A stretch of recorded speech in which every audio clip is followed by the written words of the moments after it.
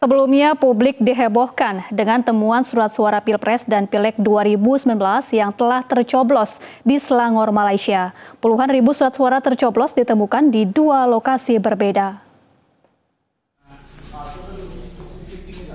Ini buktinya yang sudah dicoblos.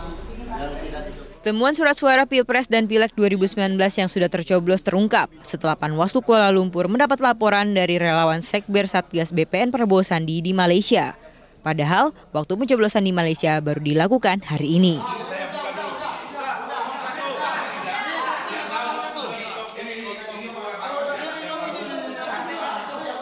Dalam video yang telah beredar luas di masyarakat ini, kertas suara telah tercoblos di kolom salah satu pasangan calon presiden dan wakil presiden, serta kolom caleg salah satu partai peserta pemilu. Surat suara tercoblos yang diduga berjumlah ribuan lembar ini juga ditemukan di lokasi lain.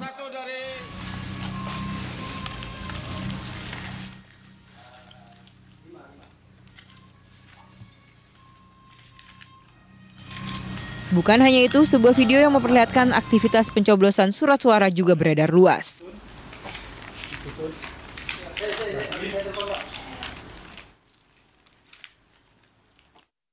Peristiwa temuan surat suara tercoblos di Malaysia membuat pesta demokrasi 5 tahunan kali ini kian memanas.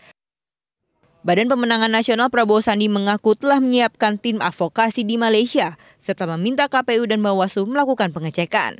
BPN juga meminta penghentian sementara proses pemilu di Malaysia menyusul adanya kejadian ini. Itu kita sudah mengirimkan surat kepada Bawaslu dan KPU. Pertama kita minta supaya dilakukan pengecekan oleh Bawaslu mengenai masalah ini. Lalu yang kedua tadi sudah seiring dengan kita sudah ditindaklanjuti juga oleh Bawaslu untuk supaya proses pencoblosan dimintakan dihentikan sementara.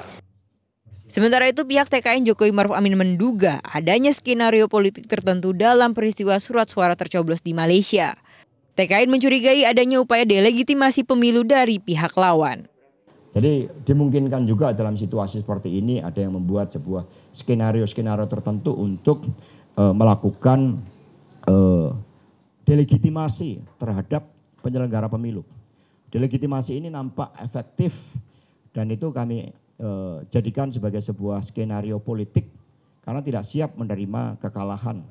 Maka ancaman yang diberikan oleh Pak Amin Rais untuk melakukan people power, kemudian dulu ada 7 kontainer yang sudah dicoblos oleh 01. Jadi ini kan bukan suatu hal yang mengejutkan. Ya, sebuah desain untuk delegitimasi pemilu itu sudah dilaksanakan secara efektif dan mohon maaf, hampir seluruh kajian yang kami lakukan itu berasal dari tim kampanye pasangan 02. Pemungutan suara di luar negeri terdiri dari 3 metode pemilihan.